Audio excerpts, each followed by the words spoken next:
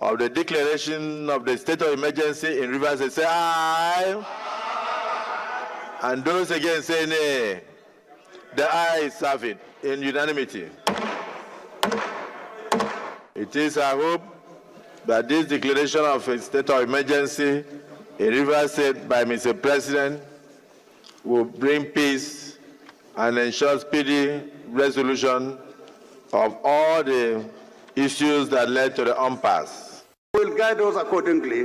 Members are still signing, and at the end of the day, we'll take attendance. Mr. Speaker, can that be made available now for the members to know whether we have formed a quorum?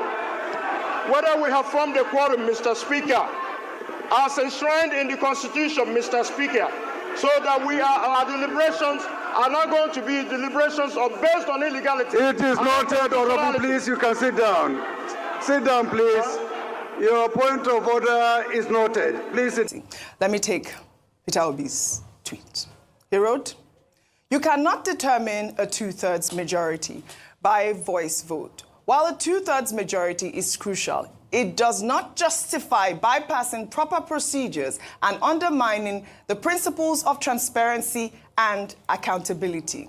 The use of a voice vote in such a significant decision not only disregards constitutional requirements, but also erodes public trust in the democratic process, as well as the transparency and integrity of the National Assembly. Decisions of such magnitude must be made with integrity, following the letter and spirit of the law.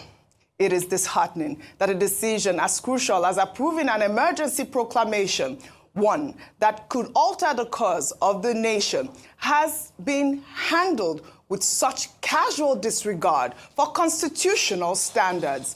The 1999 Constitution of Nigeria, as amended, clearly requires that such a proclamation must be approved by at least two-thirds of all members of each house, the Senate and the House of Representatives.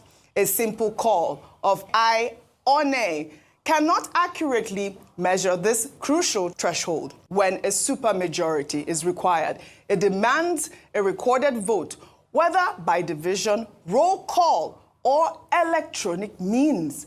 This isn't just a technicality. It is a matter of law and legitimacy. The Senate standing orders and House rules were established to ensure that decisions of this magnitude are made transparently with accountability. Ignoring these procedures is not just an oversight, it is a betrayal of the democratic process. Well, in the meantime,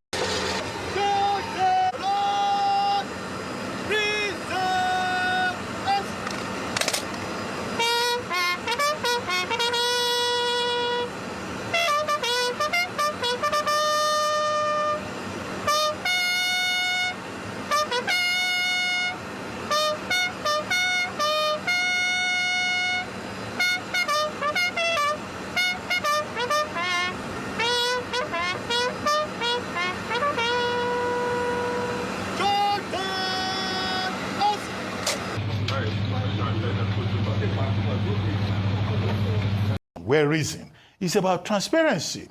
They said they went into a closed session in the Senate. What was that closed session all about? We said yesterday on this program, we want to see it live because all of us have a stake in this matter, because it's our democracy that is at stake. And that's why I agree with Mr. Peter Obi, who said that the best practice in other places is that they will emphasize transparency and accountability. Absolutely. There will either be a roll call or the voting will be by electronic means. But we're still running the legislature in Nigeria as if we're in antediluvian times, operating democracy as if we're living in the Stone Age. And Senator Seriake Dickson has already issued a statement saying that when they went into that closed session, even before it, there was an attempt to gag him, and at the closed session, there were some senators who disagreed vehemently. But it was clear that those senators would not be allowed to speak in plenary. Now, we cannot have a kangaroo legislature at the national level, because at the end of the day, some people walked out. Senator Tambuwa according to Senator Seriake Dixon, Seriake Dixon himself walked out of the plenary session because they saw that the outcome had been predetermined, and the National Assembly probably, arguably, lived up to its reputation as